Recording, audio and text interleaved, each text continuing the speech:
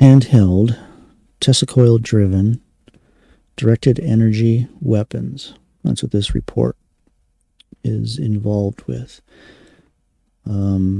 Tesla coil research by James Coram and James D.E.W. And this was done for the U.S. Army Armament Research Development and Engineering Center, RDEC, in New Jersey. Approved for public release. The views contained are not the official Department of the Army position unless designated by other documentation. Destroy this report when no longer needed by any method that will prevent disclosure of contents or reconstruction of the document. Do not return to the originator. This document is the best quality available. It's, as far as the images go, the photographs, it's not very good quality, but it's what we got. And there's only 38 pages here. They say it's 44. It says there's 44 pages here, but there's actually only 38, so I don't know what the other pages were. Maybe they're just covers or something. I don't know. But here we have the report, May 1992. Tesla coil research by James Coram and James D.E.W. The Corams do all kinds of Tesla coil stuff. Very interesting things that they've written about.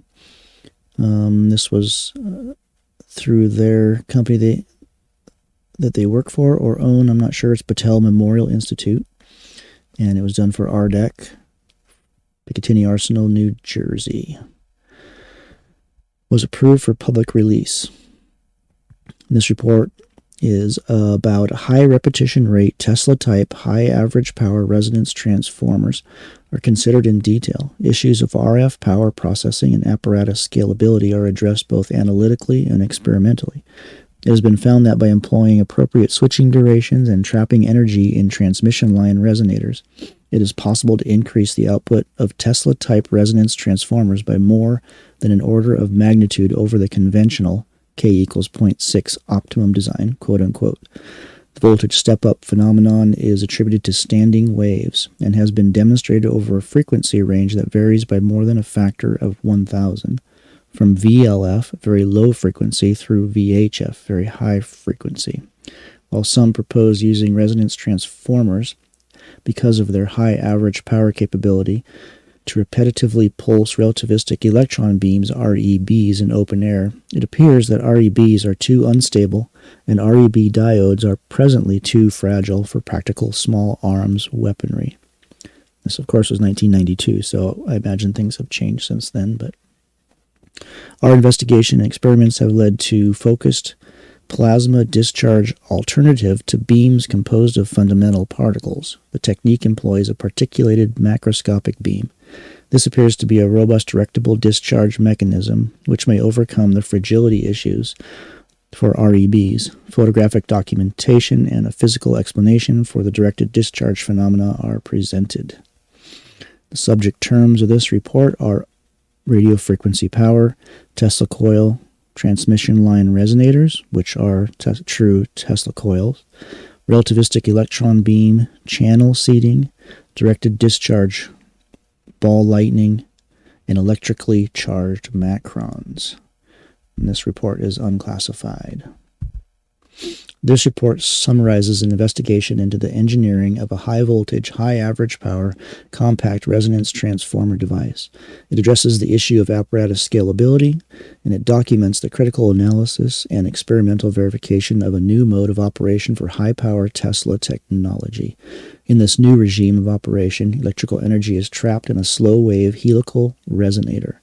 Voltage magnification occurs during the helix's transition from lumped element to distributed resonator. I covered that in another video based on work by the same James Coram and I think another brother of his. And how a true Tesla coil is not a lumped element circuit. It's the current isn't evenly distributed over the entire coil on a true Tesla coil, as it is an inductor. It goes, you have a different current going in and a different current coming out, where an inductor is not like that. So the voltage magnification occurs by means of the transient buildup of standing waves. The resulting voltage interference pattern has a minimum at the low impedance base and a maximum 1/4 wavelength away at the top of the helix, which is a high impedance point. Experimental data confirms the hypothesis that the transient buildup time for wave interference on the structure is related to the spectral width of the resonator, in the same manner that coherence time and spectral width are related for partially coherent optical fields. Experimental evidence also indicates that operating in such a mode permitted the attainment of RF voltages in order of magnitude greater than could be obtained by means of the so-called optimum coupled K equals 0.6 Tesla coil. Finally, experimental documentation has been given for seated channel focused discharges in excess of 8 meters in open air. Although we did not achieve the ambitious goals that we had set out for ourselves, we were able to resolve several key issues and document phenomena which were previously unpublished. And here's the contents: introduction, analysis of design of Tesla resonance transformers, Tesla technology, laboratory measurements, electrical discharges, and laboratory testing, including channel seating, ball lightning, and directed discharges. In the end, they have some collateral technical issues that are kind of interesting. And there's a list of the photographs. Objectives: this project was intended to provide scientific study and experimentation directed toward the development of an unconventional power processing technology applicable to small arms. The specific goal of the research program was to investigate the appropriateness of Tesla-type resonance transformer technology for weapons power processing. This involved concept formulation, theoretical design, engineering experimentation, laboratory demonstration, and testing. Capabilities. The resonance transformer technology offers the capability not only of high voltages in the megavolt range with high peak powers, but also power processing with high average power levels. The latter might be appropriate for driving relativistic electron beams in a mode where they repetitively pulse a channel through the air, i.e. hole boring. Concept. The following is a conceptual description of the apparatus studied. For the laboratory demonstration, the process was conceived to start with a 100 amp 250 volt primary circuit. This energy is then transformed to generate 0.7 amps at 35 kilovolts RMS.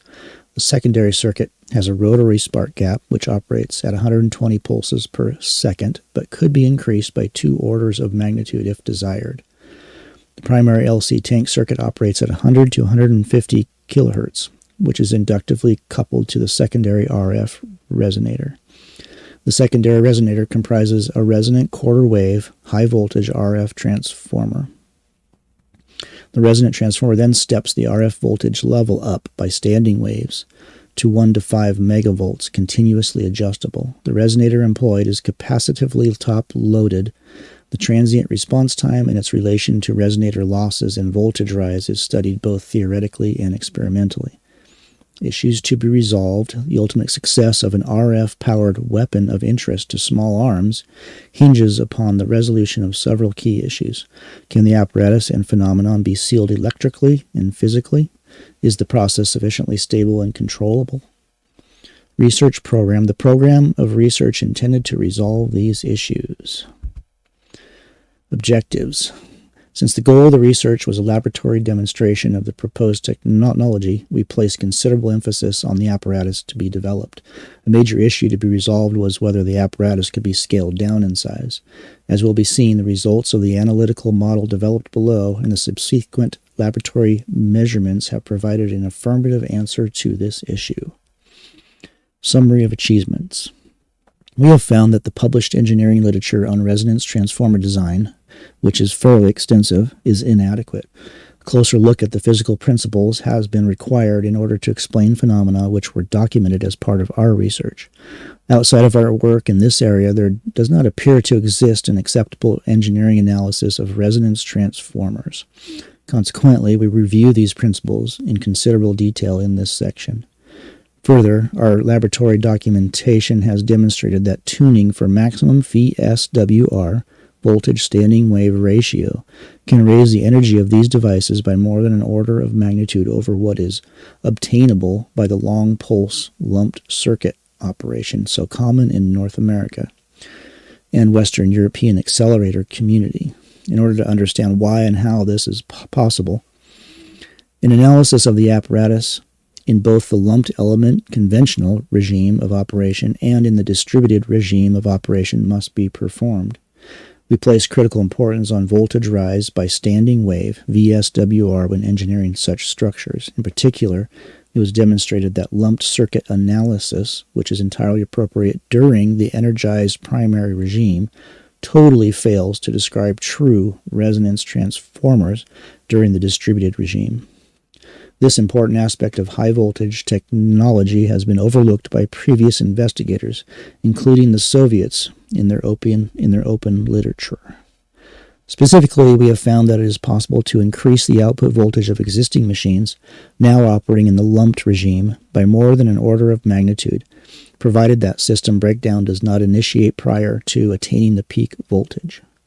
With the new approach, it is imperative that adequate construction measures be taken to prevent electrical breakdown. The scalability issue, as will be seen below, was favorably resolved. Sloan published the astonishing remark that resonance transformers cannot be treated usefully by mathematics. It's fascinating to note that Sloan's work was actually predated by the earlier work of Nikola Tesla. Sloan mistakenly identified Tesla coils as lumped tune resonators. The distributed resonance transformers used by Sloan were actually patented by Tesla in the mid-1890s. This distinction has apparently gone unnoticed by Western researchers. Recently, Tesla's approach to high-power RF power processing has enjoyed renewed interest, particularly in Russian laboratories. During 1990, Tesla transformer technology was identified by a contingent of U.S. pulse power scientists as an area of Soviet excellence and exceptional capability. Then there is an analysis of lumped lossy coupled coils. It will be seen that this analysis is appropriate during the time that the primary spark is conducting, and we will need this information to understand how our apparatus works and how to tune it properly. And then here are the mathematical formulas for that. The mutual inductance, M, expresses the fact that the coils are bathed in each other's magnetic fields. And here is an equivalent circuit for the resonance transformer during the primary spark interval. So they're breaking down each step, every moment of the whole event on the coils. The secondary current. Here's the formulation for understanding the secondary current. These are valid whether the resistive losses are excessive or not. However, with the resonance transformer employed in this project, we are interested in the underdamped or oscillatory case. The solution will be low loss giving damped oscillations. And there are the formulations for that. Anybody that is interested in math will love all this stuff.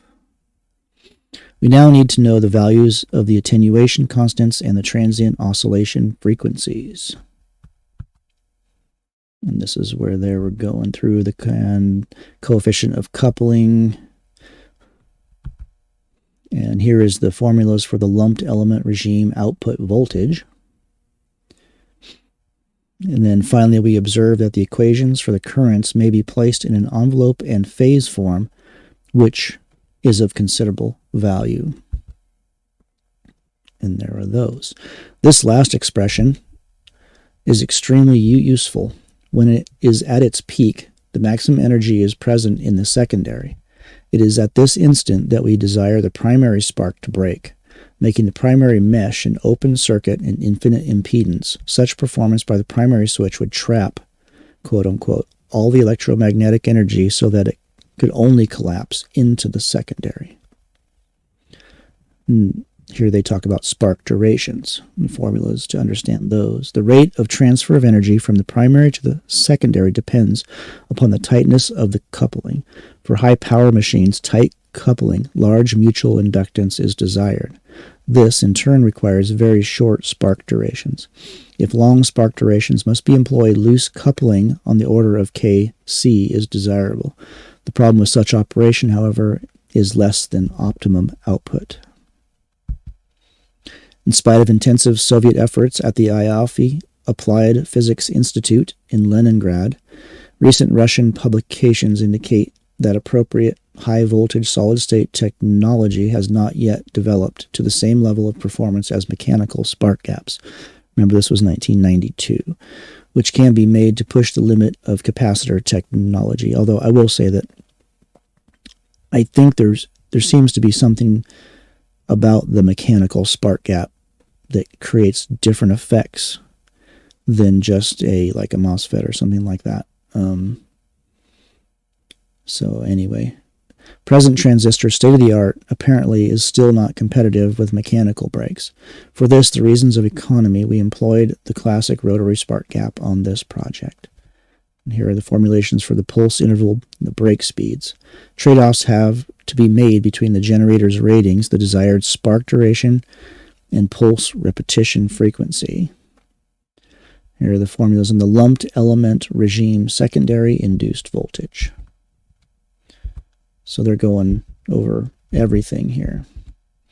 Here we are again. This is the voltage induced directly into the distributed secondary. During the spark dwell time, the phase delay between the coils is negligible. The secondary current is exactly the same current that would flow if the induced voltage were applied in series with the secondary and if the primary were absent. After the primary spark extinguishes, the secondary slow-wave resonator stands alone. The phase delay of current propagation along the helix is substantial. The trapped energy collapses into the resonator and establishes the buildup of a slow-wave VSWR pattern, which then rings down and dies out exponentially due to the resonator losses, if there is no discharge, of course. During this time interval, surface-excited traveling waves are shedding radiation as they propagate, i.e. the structure is behaving like a traveling wave antenna. And standing waves are also beginning to form. The structure then starts to radiate energy like a resonant dipole antenna. The helical resonator. Perhaps the most satisfactory description of voltage rise on a helical resonator from an engineering perspective is that given in the references in the end of this report, 16, 17, 18, and 19. The analysis points out that the secondary of a Tesla transformer is, in fact, a quarter-wave helical resonator with a high VSWR. Unlike almost everything else in RF engineering, the higher the VSWR on a resonance transformer, the better. So they're talking about like radio. A lot of times radio antennas, they want to get their VSWR as low as possible for less noise. Things like that. In the sinusoidal steady state, the Vmax at the top of the resonator is simply the product of the VSWR and the voltage injected into the base of the resonator, the place of the voltage minimum. To the best of our knowledge, there exists no exact solution for the transient fields of a helically wound slow-wave resonator. Voltage magnification by standing waves. The voltage magnification process, notice they didn't say amplification. The voltage magnification process is most easily understood by considering the voltage rise on a generic transmission line. The voltage at any point along the line is a solution of the wave equation, and given the expression here, equation 39 expresses the fact that the voltage at any point along the transmission line is the superposition of a forward traveling wave and a backward traveling wave. The resultant analytical expression describes a spatially distributed interference pattern called a standing wave. Here is a helical resonator above a ground and the equivalent transmission line. They're comparing the two here.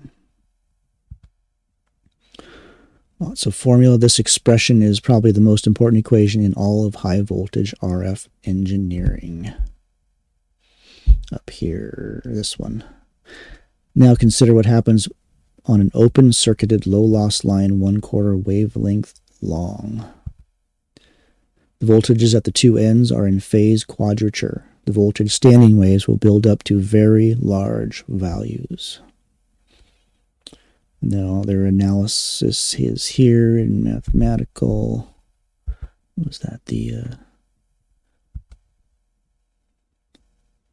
then they're talking about the height of the coil and the number of turns as part of that equation. Summary of operation. The secondary of the conventional resonance transformer is a helically distributed quarter wave resonator, not a lumped tuned circuit, at least when it is operating in the regime where the primary has been open circuited.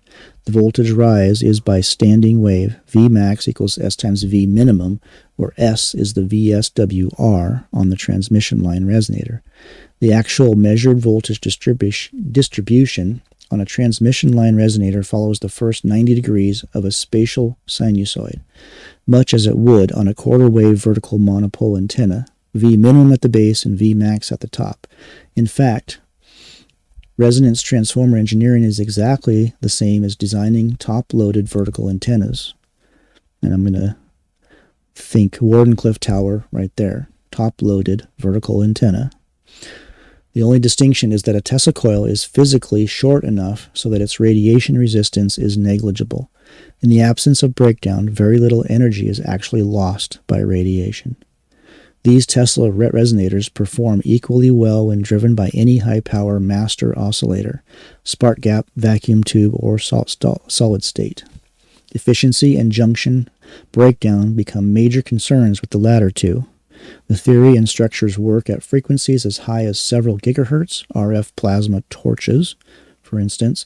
One structure that we employed in the lab operated at 145 megahertz. Figure 3 shows several such structures. Comments. It is not clear why so many of the Tesla coils, quote-unquote, used by early accelerator physicists and even some today, performed so poorly, and why recent Russian Tesla transformers work so well. The early coils were usually constructed with thousands of turns, e.g. 7,000 or more of number 36 gauge or smaller, exclamation point, copper wire, resulting in huge E-propagation losses. For such machines, the SWR voltage rise is only a fraction of what is possible. The only way the early constructors could obtain high voltages from such poor designs was to overwhelm the losses by increasing the input power. And from equation 45, it is clear that very little power is actually required to attain extremely high voltages if A is made small enough and good engineering practices are followed. Here's a Tesla resonator with its voltage distribution. You have the V minimum down here at the ground. The ground automatically creates a voltage minimum and a current maximum. And then it goes up to the end of the quarter wave where you have your voltage maximum right at, so you'd have a sinusoidal wave. It would reach its peak here and it would go down and go up the other way. And here's a very high frequency resonance transformer.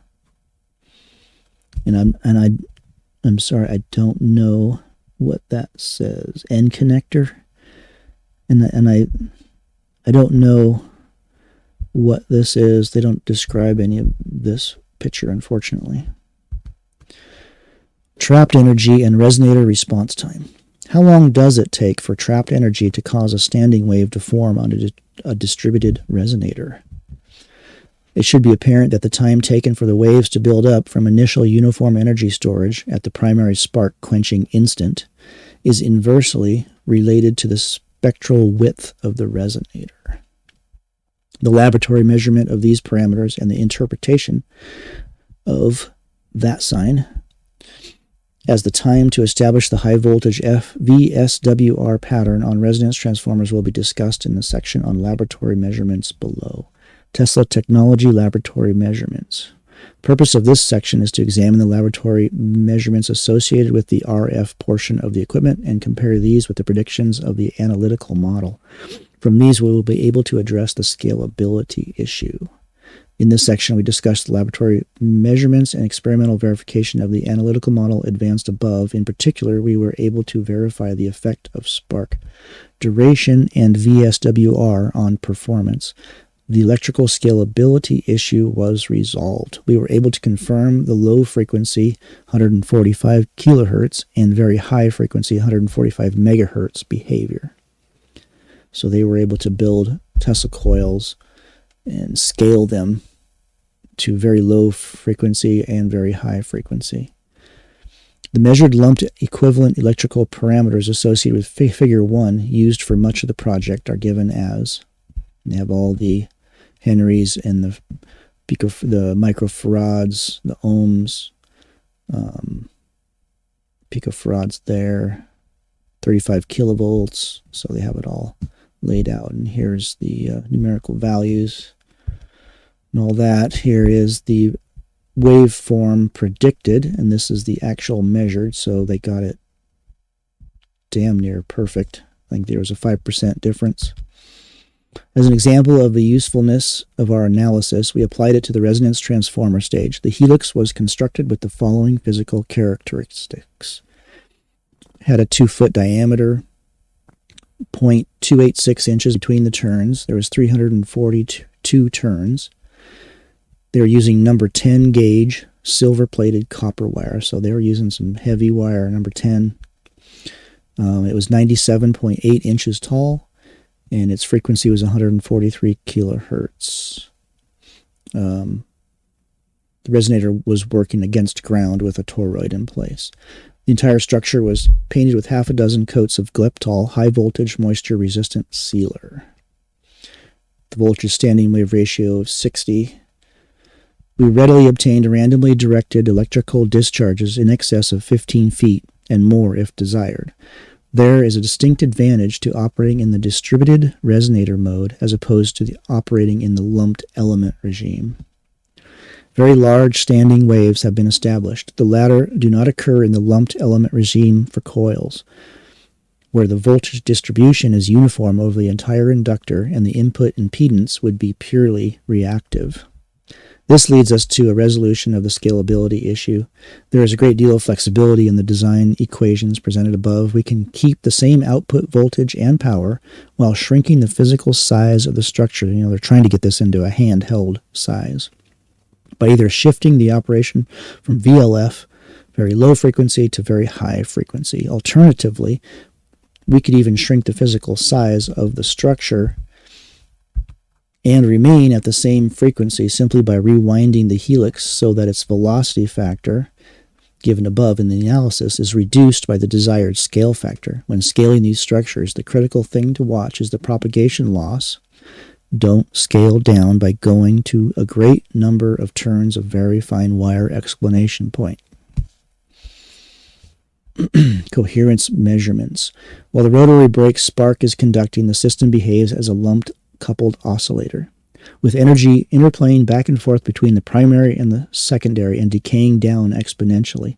If the primary can be broken at the appropriate time, the energy can be trapped in the secondary, where a standing wave interference pattern can be built up over a short time. We have identified the transition epoch, during which the voltage waves build up, as the coherence time. We take this as the time duration required for coherent oscillations to build up on a distributed resonator of Q equals formula and a standing wave interference pattern to form. The figure shows the actual voltage buildup at the top of the resonator after the primary spark has been quenched. The concept of resonator coherence time is quite meaningful, and the physics of resonator mode standing wave buildup is now experimentally established. Though these new experimental results clearly demonstrate that one can readily surpass the so-called K equals 3/5 optimum coupled system and determined by Finkelstein for lumped circuits. We invite other investigators using pulsed resonance transformer technology to explore this newly documented phenomenon. And here is a plot of their waveforms, measured resonant transient waveform. Note that the primary spark conducts during the early time response. And so I think this is their primary waveform, and then there's a transition point and the standing waves take over.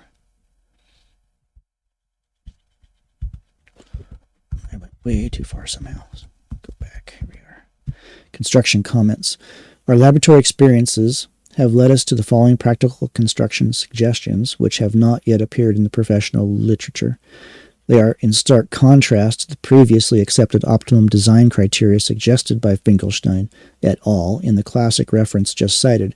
If one follows these new suggestions, one will find that the resonance transformer will operate in the transmission line regime and its output will far surpass that of the previously so-called optimum machine. Number 1, construct the resonator to have the lowest propagation losses possible. Use the heaviest gauge conductor on the lowest loss form possible. Number 2, use the tightest coupling possible. Make K greater than 0.6 if possible without primary-secondary arc over. Adjust the primary spark duration to match the optimum spark duration of their calculations. If one does not have the technology available to perform number 3, there is an alternative procedure that can be followed. Employ a small low-loss coil called a regulating coil in series with the primary and adjust it to compensate for that. The regulating coil is a series primary inductance with no magnetic coupling to the secondary. This will permit one to adjust the apparatus until its optimum has been lengthened to match the switching duration of the given machine. It is desirable to make the mutual inductance M large within practical geometrical limitations, while at the same time making the component of the primary inductance, which is magnetically coupled to the resonator, small, but not so small that the regulating inductance can't be adjusted to compensate for it. Following these steps will quickly lead to the desired operation. Final remarks. The most significant feature of the resonator mode operation is that it provides a physical insight not possible with the lumped circuit approach, which totally fails to describe the distributed resonator mode of the resonance transformer. What limits the maximum voltage attainable for a given system? The power spectrum driving the structure and the breakdown potential of the top electrode are the only limitations. If we have a large enough electrode with no shunt losses, and can reduce helix losses, there is no fundamental limit in classical physics on the voltage rise. It is now clear that the RF apparatus operates linearly and can be scaled to match the requirements of the specific application. Electrical discharges and laboratory testing. Our experiments included the construction of a vacuum tube having a single electrode aluminum cathode. The tube permitted directed discharges out to a distance of 2 to 4 feet, at which distance the discharges again forked and behaved as usual, spraying in a more or less lightning-like manner out another 5 feet. After a brief operation, about a half of a minute, the terminal voltage was increased several hundred kilovolts more, and the faceplate of the tube emitted a half-inch diameter fireball, and the forking of the discharges out in the air backed up to the front of the tube. The fuzzy blue glow, which had surrounded the directed discharge channel like the sleeve of a blue mist, evaporated, and the discharge was no longer directional but forked and sprayed upward from the diode structure itself. We had been able to shoot the discharge downward at a depression angle of 45 degrees. This is usually impossible, since the hot discharges will rise and dart upward. Upon inspection, the face of the tube had an elliptical puncture, 1/32 of an inch by 3/32 of an inch, and the inside of the tube was covered in carbon soot. Channel seating, ball lightning, and directed discharges. During our experimental research, we spent some time on Teflon vacuum tubes. We experienced rather astonishing results with the initial tests. At that time, we observed a directed discharge on the order of 4 feet. This is to be distinguished from the more or less undirected electrical discharges, quote-unquote RF lightning, from the top of a Tesla resonator, which can easily reach 10 to 20 feet in random directions in the space available in the laboratory.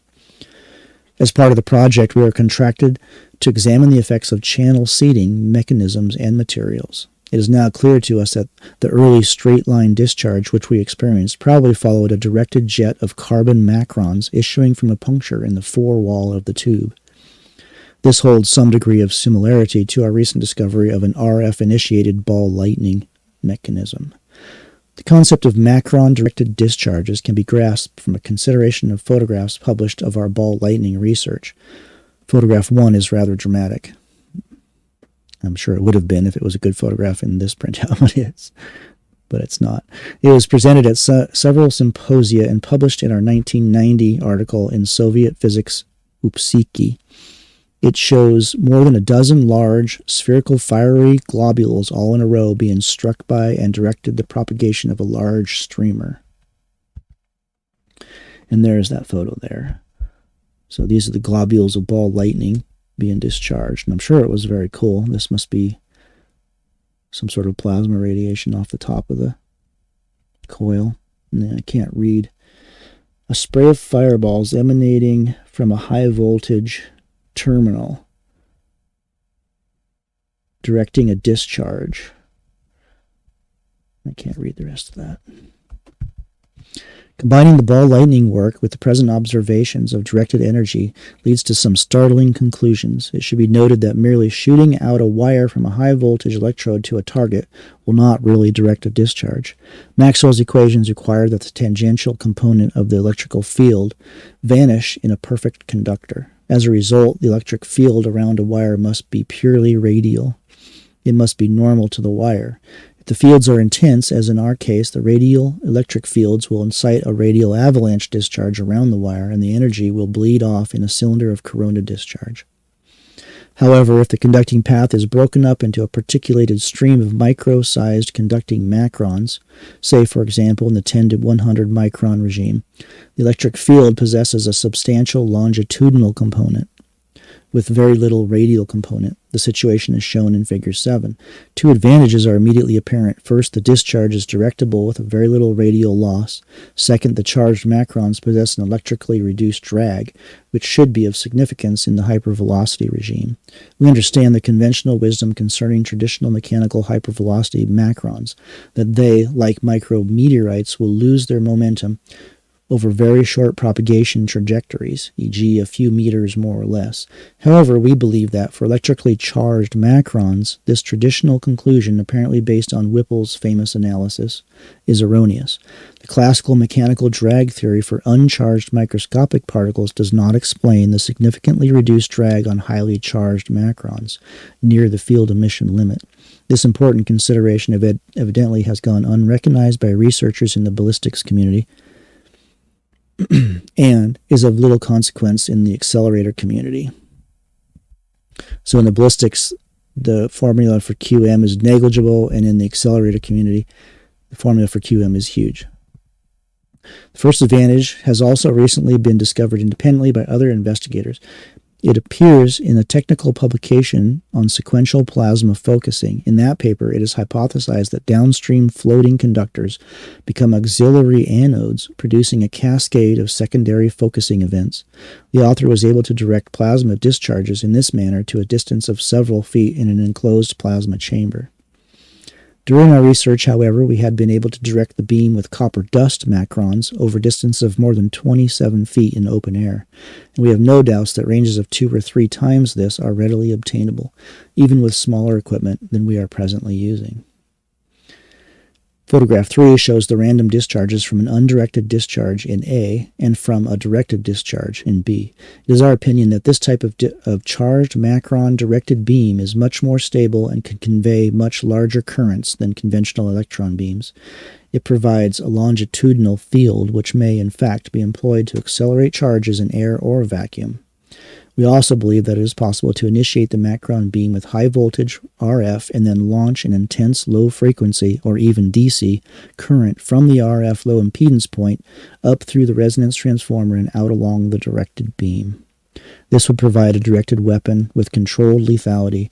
We therefore suggest that the hypervelocity stream of macrons can be used to bore a low-density channel through the atmosphere to direct a relativistic electron beam which will follow the low impedance path created by the hypervelocity macrons. Here is a picture of a corona around a wire. So they're shown there.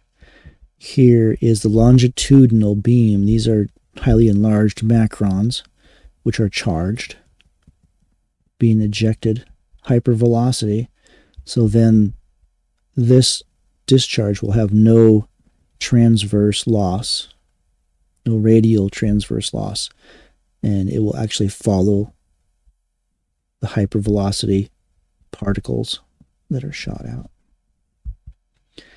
Here is an undirected discharge, and here is a directed discharge. This is seeded channel directed discharge, seeded by the charged macrons, which are just micron-sized particles of whatever you want to use. Hole boring by electrically charged, reduced drag macrons can also be modeled using Winterberg's analysis of hole boring discussed earlier. When a charged high-speed macron encounters ambient air, the macron will heat the surrounding air and lose kinetic energy in the process.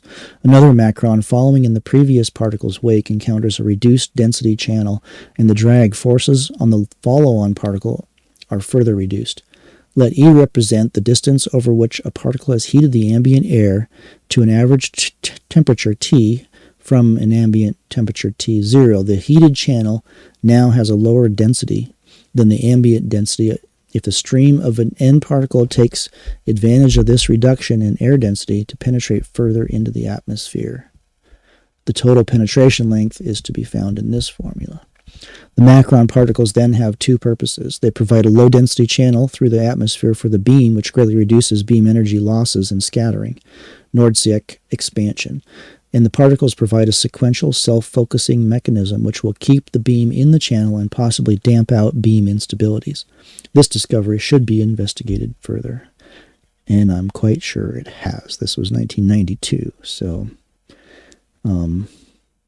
it makes you wonder about all the beams that you see people have photographed and filmed coming out of the sky, and all sorts of things you could think about. And this was many years ago that they were already doing this stuff. Conclusions. The Tesla transformer investigated in this project represents a viable high average power alternative to the conventional high peak low average power processing employed in much particle beam research. The increased high voltage operating mode is particularly appealing. It appears that the maximum voltage attainable is limited only by insulation breakdown and the geometry of the structure. With the successful attainment of an open-air REB weapon, the fragility of the vacuum diode will have to be overcome, and a rugged alternative for future vacuum tubes must be investigated. We have discussed an experimental alternative to elementary particle beams in this research. We believe that a combined macron REB technique is the only near-term practical solution for weaponizable fundamental charged particle beam devices in open air. Sequential beam focusing then becomes possible. We have expressed our belief that charged macron beams of electrically charged particles with diameters in the 10 to 100 micron range, are considerably more stable and will convey much larger currents in air than relativistic electron beams alone. We think that the discovery of this channel seeding mechanism and its impact on conventional particle beams should be followed up at once. Here are the references, and if anybody's like me, this references just are like gold mines. They lead to all kinds of other cool things. So in the appendix, we have collateral technical issues and technologies. They talk about high voltage switching, a new RF switching technology. One desires to get this down on the order of 10 microseconds for the switching. High voltage insulation materials. These will have to be conformable to our particular application. If better high voltage RF insulating materials can be found, then the apparatus size and weight can be greatly reduced, e.g. a factor of 5 or 10 would not seem unreasonable.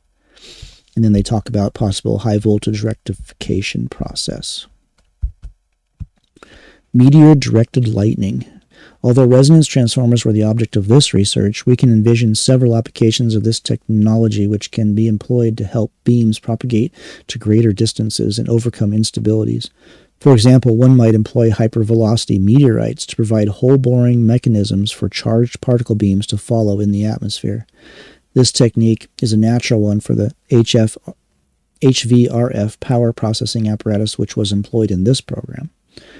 We think that this may prove as a successful route to follow for a directed beam weapon. The effects promise to be several orders of magnitude beyond that possible with an REB alone. That's the relativistic electron beam. And the standoff range may attain the several kilometer goal. So they already have a goal. They want to be able to shoot a directed beam weapon several kilometers in 1992. Recycled light and power multiplication and power compacting. This is a very interesting part too. There's a technique presently being proposed for the new National Laser Gravitational Radiation Observatory, which will increase the laser power by a factor of 1,000. The technique is called recycled light and is a laser version of an RF technique invented 40 years ago by F.J. Tischer. I couldn't find hardly anything on this guy at all. Have to look some more. The microwave version appropriate for use with Tesla coils is called ring power multiplication. At microwave frequencies, RF power is injected into a full wavelength ring resonator through a directional coupler. The RF in the ring resonator propagates in one direction with the correct phase so that power from the source continues to pump up the real power in the ring. Power multiplication by several orders of magnitude was observed back in the early 1960s. But SDI or HPM and UWB weapons were unforeseen at that time. We think that this technique could be used in conjunction with the resonance transformer technology which was employed in this project. This would be an area for future research and applications. We can also mention a technique called power compacting. Simply stated, the idea is to pump RF power into a standing wave resonator, like the length of waveguide, or even a Tesla coil, and then quickly move the short circuit end in, spatially compressing the RF energy and raising the energy density.